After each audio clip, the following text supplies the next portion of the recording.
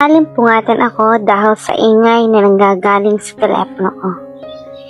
Pilit na tumayo ako kahit sobrang inaantok pa ako. Sino ba naman kasi ang tatawag sa ganitong oras? Hindi ba nila alam na oras na ng tulog ng mga tao ngayon? Anong kala nila sa akin, robot? Hindi ako robot. Ang tingnan ko iyon ay unknown number, kaya hindi ko ito sinagot at pinatay ko na lang ang telepono ko. Siguro ay nagkamali lang ang tumawag sa akin, o di kaya ito ang mga manliligaw ko. Dapat ba akong maging masaya kasi marami akong manliligaw o hindi? Simula kasi na pumunta ako sa ibang bansa ay maraming nanliligaw sa akin. Nang makabalik naman ako ng Pilipinas, ay may mga negosyante way na nagkakagusto sa akin. Pero hindi ko ito pinapansin dahil nga kay Harvey. Ang akala ko ay babalikan ako ni Harvey. Wala naman pala. Eh di sana may jowa na ako ngayon. Bumalik na ako sa higaan ko at pagtulog. Kailangan kong mag-ipon ng lakas at pasensya para hindi ako maasar kay Harvey bukas. Siguradong makikita ko ang mukha noon sa hotel bukas. At gagawin niya ang lahat para lang asarin ako. Natawa naman ako. May pasupper-supper pa siyang nalalaman. Sa bagay, naghihirap naman ako kapag nasa tabi ko siya. Nakakainis kasi. Tantanan mo na ako. Umaga na pero ang katawan ko ayaw pa rin umalis sa higaan ko. Para bang inaakit ako nito na huwag nang umalis at lumiban na lang sa trabaho ko. Tinanggal ko ang kumot na nakatakip sa mukha ko. Oo nga naman, hindi ko na kailangang pumasok ngayon. Pwede ko namang ipagawa kay Tanya ang mga kailangan kong gawin at hindi ko na makikita na nakakainis na si Harvey. Kinuha ko ang telepono ko para tawagan si Harvey. Pero bago ko pa man gawin iyon ay may tumawag na sa akin. Anong number na naman ito? Sino ba talaga to? Alam nga naman na wrong number na naman ito. Hello? Who's this? Nagtatakang tanong ko. Wala akong narinig. Nangaasar ba to? Good morning, Anya, he answered with a husky voice, but still annoying. Paano mo nakuha ang number ko? Hindi ko alam kung magagalit ba ako sa kanya o sa taong nagbigay sa kanya ng number ko. Kylo? Si Kylo na naman. Humanda talaga sa akin ang lalaking iyan.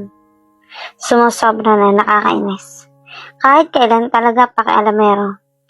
Eh di sana siya na lang ang nagdesisyon sa buhay ko. Nahiya naman ako. Just make sure you have something important to say. You're ruining my rest. Nakaka-istorbo ka. Masungit na pagkakasabi ko. Hindi na nga ako papasok sa trabaho tapos tatawag naman siya ngayon. Sira na tuloy ang araw ko. Narinig ko pa lang ang boses niya.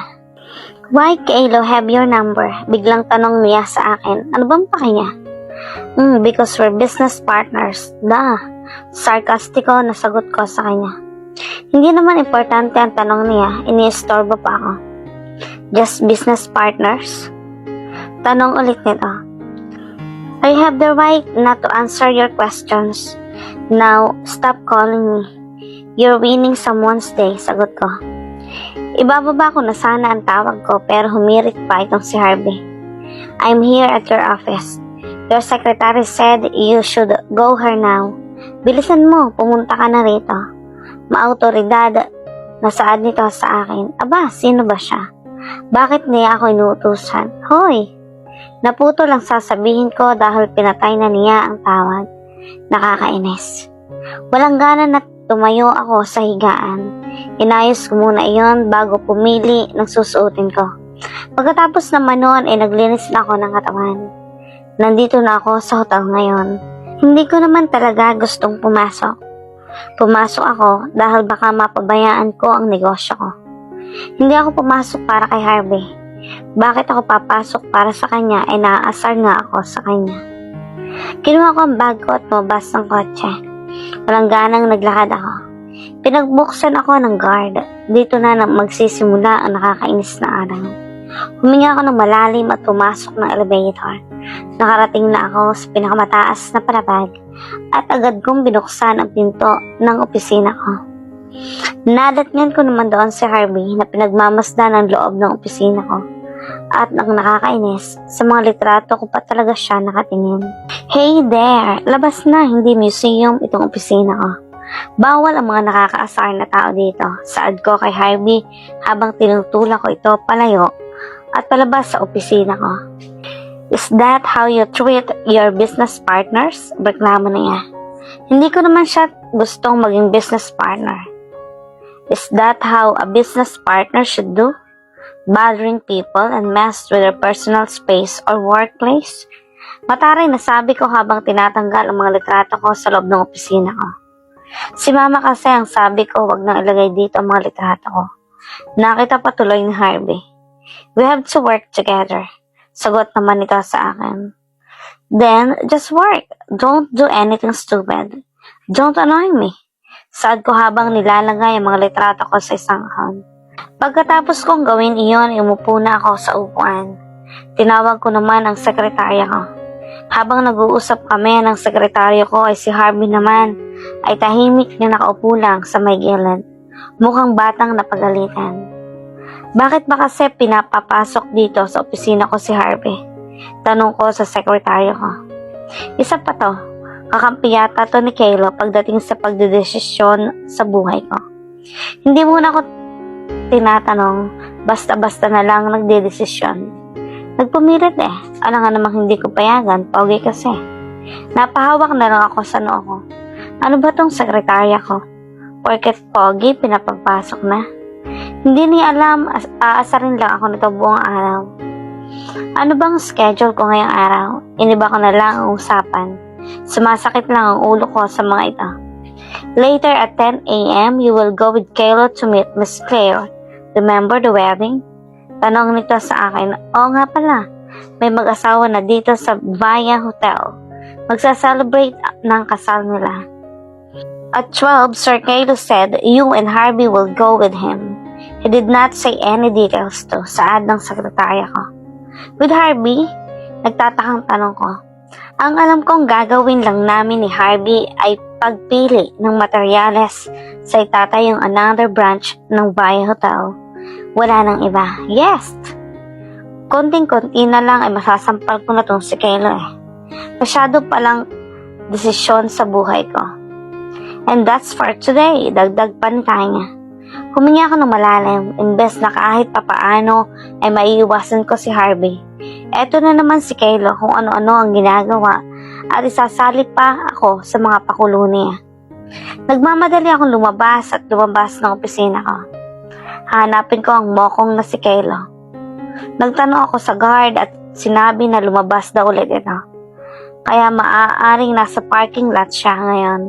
Agad naman akong pumunta roon at nandun lang siya. Lumapit ako sa kanya at ang loko ay nakangiti pa sa akin. Parang wala siyang ginawang kasalanan. What the F are you doing? Bakit ba palagi mo na lang sinasama si Harvey?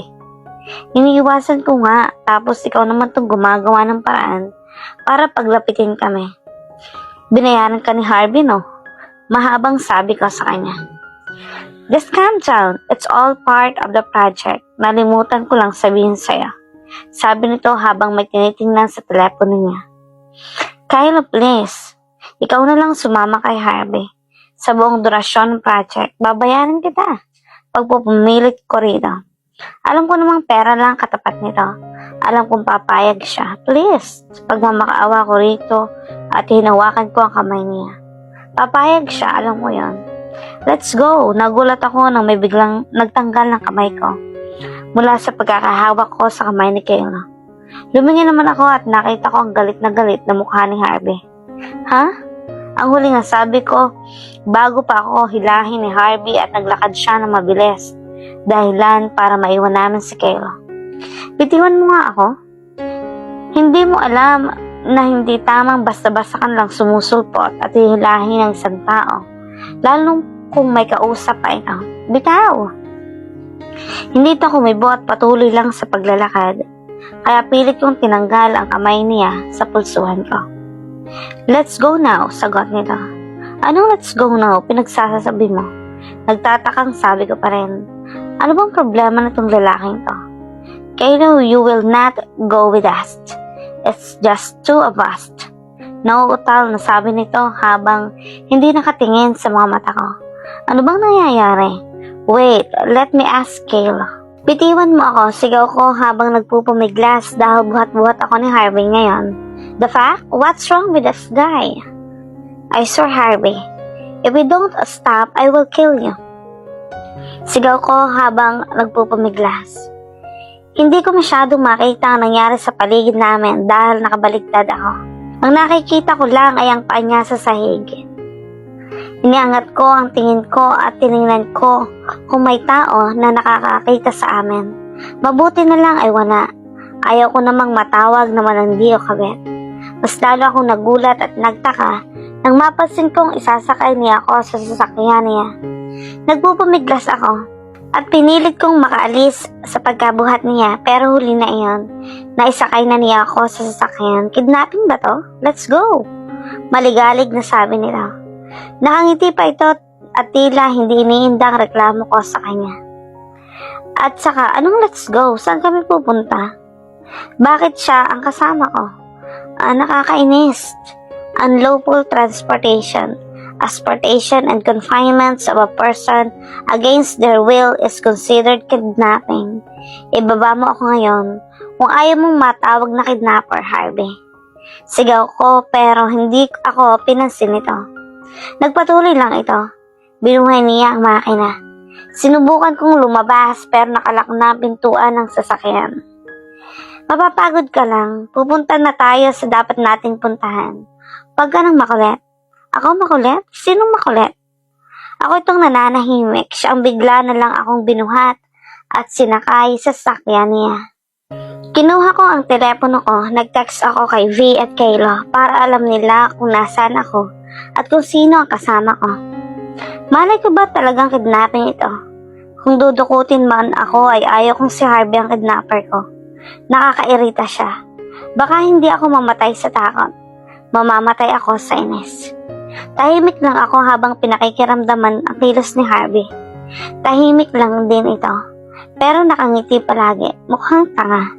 What's that? Tanong nito sa akin at nakatingin sa telepono ko mula sa rear view mirror ng sasakyan. Tinarayan ko na ito at nagsalita. Ano ba sa tingin mo? Huwag mo sabihin patira ng paggamit ng telepono ka bawal. Mataray na sabi ko. Tumikim lang ito at tumahimik na. Nakarating na kami sa dapat naming puntahan. Siguro ito ang bahay ni Mr. Ching at Chinese na nag-invest sa kumpanya namin. Pero dahil partners kami ni Kayla, Harvey at ako, kailangan naming kausapin siya. Naglapag na siya ng 100 million. Kailangan na lang namin siyang kausapin para sa panibagong 50 million ngayon. Sinundo kami ng mga bodyguards nito. Ngunit tumanggi si Harvey na pumasok kami. Kaya pinabalik niya ang mga bodyguard at binasabi ni Harvey na sa tapat kami ng bahay nila mag-uusap. Bakit ayaw mong pumasok sa loob? Tanong ko. Kahit na ayaw kong kausapin si Harvey, ay hindi ko mapigilan ang sarili ko na magtanong. Sobrang naguguluhan kasi ako. Akala ko ba ayaw mo nang kausap? Sabi nito at tumawa. Patagong inirapan ko naman ito. Bakit nga? Tanong ko ulit. Sa pagkakaalam ko, hindi ganito ang mga business meetings. Lalo na't malaki ang pera ni Mr. Ching sa kumpanya. Di ba dapat lang nakausapin namin ito ng maayos? At hindi rin sa labas ng bahay niya? Lumingon si Harvey sa kaliwat kanan niya at lumapit sa akin. Kasunod noon ay nagsalita siya pero pabulong lang. Mr. Ching is dangerous. Dangerous? Ha? Ano dangerous? Hindi ko na natuloy ang sasabihin ko dahil tinakpan ni Harvey ang bibig ko. Baka marinig ka nila. Napatingin din ako sa paligid. Ewan ko kung ako lang ang nakakaramdam pero parang kanina pa na mas sumusunod sa amin. Mayaman siya kaya walang nagtangkang hulihin siya. He's drug lord. Isa sa mga nagpuslit ng droga sa bansa. Nag-i-invest siya sa mga kumpanya para kung sakaling mahuli man siya, isisisi niya yon sa iba. Mahabang papagpaliwanag sa akin ni Harvey. Kung gayon, ano pang ginagawa namin dito? Kailangan na naming umalis.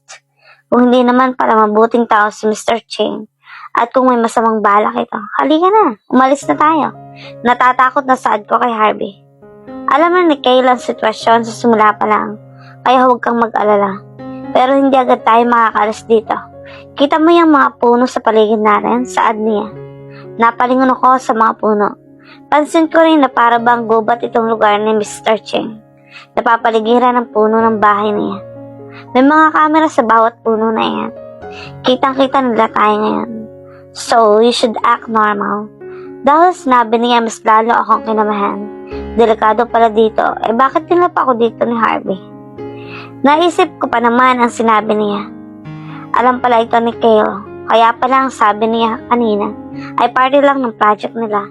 Hindi ko naman alam, ibang project pala ang gagawin namin. Diyos ko, baka mamatay ako dito. Ano pang nalalaman ni Kale? Pasimpleng tanong ko. Hinawakan ko ito sa braso at ngumiti ng pilit. Kung may mga kamera sa paligid namin ay kailangan naming umakto na maayos at normal.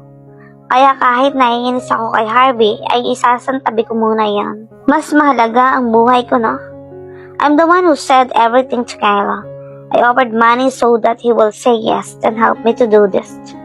May connection si Dad sa mga pulis kaya alam ko ang tinatago ni Mr. Ching. At dahil ito nga ang estilo niya, kailangan ko ng taong kay kilala rin sa mundo ng negosyo. Ngayon ay naiintindihan ka na. Hindi lang pala dahil sa pera ang dahilan kung bakit pumayag si Kayla. May iba pa palang dahilan. Pero bakit kasi hindi sinabi sa akin? If I'm one alone right now, I will go inside this house. But I have you with me. So I couldn't, muling sabi niya. Baka makursunudahan ka ni Mr. Ching. Magalit pa sa akin ang mama mo. Pasimpleng bulong nito sa akin. Nakonsensya naman ako. Buong araw ay nainis ako sa kanya. Akala ko ay naging business partner ko siya. Dahil gusto niya akong asarin pero may iba pala siyang pakay. Inaalala pa niya ang kapakanan at kaligtasan ko. Samantalang ako naman ay naiinis sa kanya. Nabalik ang atensyon ko kay Harvey at sa mga guard na nasa harapan na namin at ito ngayon. Kasama na nila si Mr. Ching. May dala itong sigarilyo at sobrang taba. Kaya pala Ching, taba ching-ching, charot. Ang dalawang guard naman sa tabi niya may hawak na suitcase. Siguro naando nakalagay ang pera. Hello kayong dalawa. Sa labas dito mainit. Gusto nyo sa loob pasok kayo? Sabi nito na muntik ko pang hindi maintindihan. Naiinis naman ako dahil sa tingin nito sa akin. Tiningnan ako nito mula ulo hanggang paa at dinilaan ang labi niya. Manyak! No thanks, Mr. Ching. We're here to take the money. Singit naman ni Harvey. Napahinga naman ako. Kung hindi pa nagsalita si Harvey, patuloy pa rin ako mamanyakin ni Mr. Ching. Inabot ng dalawang guard ang dalang suitcase. Tumingin ako sa paligid namin. Sa kabuuan ay 5 guard sa harapan namin at si Mr. Ching. Kinuha ni Harvey ang pera. Dahan-dahan niyan itong binuksan at tumambad sa amin ang napakaraming pera. Bago ito sa akin. Dahil madalas ang pera ay binibigay sa pamamagitan ng tseke at hindi mismong pera. Halatang may tinatago itong matandang ito. Ilang segundo rin itong pinagmasdan ni Harvey. Hindi ko alam kung ano tinitingnan niya doon, pero siguro ay nihintay niya lang ang tamang oras. Okay na pera? Pasok muna kayo loob. Inom po tayo. Nakangiting sabi ni Mr. Ching na kinukumbinsa talaga kaming pumasok sa loob ng bahay niya. Ayla saan niya? Do you want to go inside? Tanong sa akin ni Harvey habang nakangiti. Nanigas ako sa kinatatayuan ko. Ano bang plano? Hindi naman kasi sinabi sa akin. Hindi ko tuloy alam ang gagawin. Papayag ba ako? Hindi. Hindi ko rin naman kasi maintindihan kung anong pinahiwatig ni Harvey. Ano bang dapat kong gawin? Jingwei. Narinig kong bulong ni Mr. Ching. Hindi ko yun maintindihan. Pero alam kong narinig din iyon ni Harvey. Dahil sa sinabi niya ay napansin ko ang mga guard niya. No thanks, nag-alangan na sagot ko. Hindi ko naman kasi alam ang gagawin. Kaya ako na lang ang nagdesisyon sa sarili ko.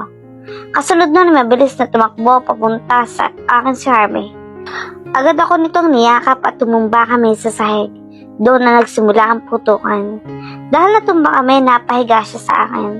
Ilang segundo rin kaming nagkatitingan pero agad akong nakaramdam ng ilang at kaba kaya tinulak ko siya at sinubukan kong tumayo. Agad naman ako nitong hinawakan. Don't stand up! You want to die? Sigaw nito sa akin habang tuloy pa rin ang putukan. Umupo lang ako sa ngayon ay nagsisilbing protection namin ay ang sasakyan nila. Ilang minuto rin ang naging putukan. Pagkatapos noon ay nakita ko na si Kayla kasama ang mga pulis. Nakita ko naman si Mr. Ching na nakaposas. Dumating si Kayla na nawala sa tabi ko si Harvey.